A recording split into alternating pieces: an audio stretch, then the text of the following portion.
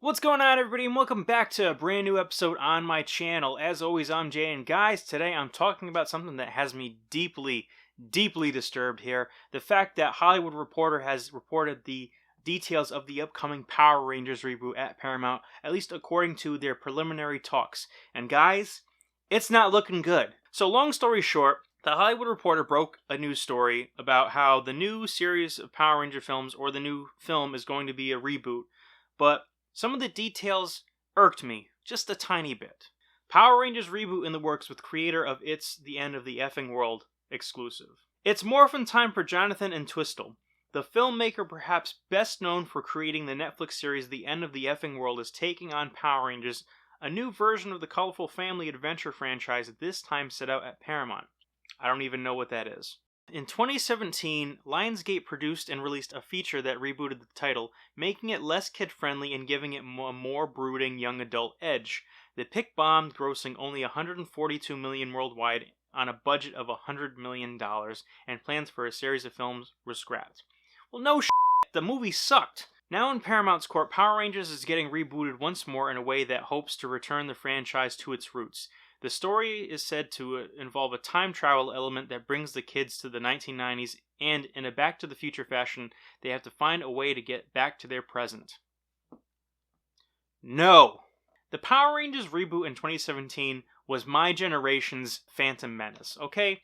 And that's coming from someone who lived and watched the Phantom Menace when it came out. It didn't translate what was on the show in a contemporary way. It took the name only, threw some little things here and there, made it generic as f***, and then what they gave us was crap on the screen. They missed so much of the lore, they didn't incorporate hardly anything of the mythos. The only saving grace out of that whole entire series, or story rather, was the fact that you had Bryan Cranston as Zordon. With the reboot of the Star Trek franchise, that time travel element worked because time traveling was a fundamental element of it, and quite frequently they would find themselves in these time warps, or they'd go to these planets that looked like older versions of Earth and whatnot.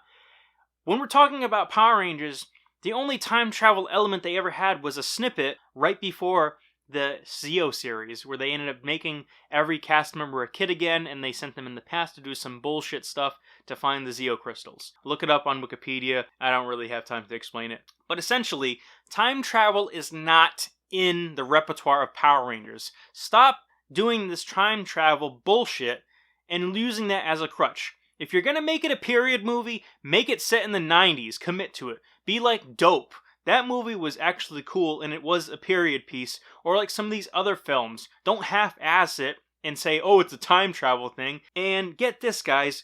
Patrick Burley, who wrote the upcoming Peter Rabbit 2, is penning the script. Yeah, that's what I f***ing want. I want someone who's writing Peter Rabbit 2 to be penning the script for a goddamn Power Rangers reboot. On the surface, this Mr. Entwistle is an outside-of-the-box choice for this shiny new franchise, as his Netflix show The End of the Effing World was dark and envelope-pushing. Nearly the opposite of what you can get for a Hasbro property. This series, a dark comedy that he directed and executive produced, and which debuted its second season in November, told of the growing friendship between a teenage boy who believes he is a sociopath and is looking for a person to kill, and a girl who persuades him to ditch their homes for a road trip. There are no more original ideas in Hollywood, so in the sake of trying to be original, you're going to ruin the heart and zeitgeist, the feeling of a property that you're trying to interpret for a modern audience. Here's a thought. When you're rebooting a franchise and translating it for now, how about you keep appealing to the fan base that made the show actually cult-ish or cult classic-ish first, instead of trying to pull in people that have no goddamn idea what the franchise is even about. That would only be too much of a common sense thing for you, wouldn't it? Huh? Whenever you're doing a series, why are you doing it? Because of the reputation that it had. Yes, I understand you want to contribute new things here and there, but the whole point of actually bringing the property out is to make money. And here's the thing, you're not going to be making money or actually giving fans something that they want if you're going to be changing it and dividing it. I know what some of you are going to say. You're going to be like, oh, you're just a fanboy. You're in the vocal minority. You're fucking right, I am. You have no depth about this property. You're open arms and welcoming all the changes that they're making, Were you a fan of the original property? If not, if you're thinking that you weren't, or if you have no idea what the hell I'm talking about, then maybe this shouldn't be for you. Because God knows you're not going to show up to the theater and shell out your money for this. And when it inevitably fails or flops, you're going to be part of the blame because you're going to say that you're going to go and watch it. And guess what? You're not, because you just didn't give a shit in the first place. All I'm saying is, for this Power Ranger reboot to work, you can't stray too far from the source material.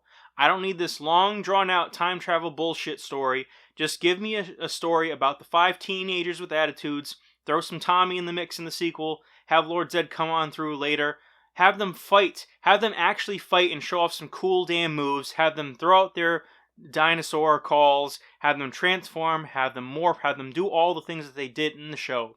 Now, I'm not saying to have it be all serious and cheesy and stuff like that. I'm saying to contemporize it, have a little bit of seriousness, but have it a little bit lighthearted. Don't get too drawn into the dark stuff, because when they did The Breakfast Club meets Power Rangers in the reboot in 2017, that shit didn't work.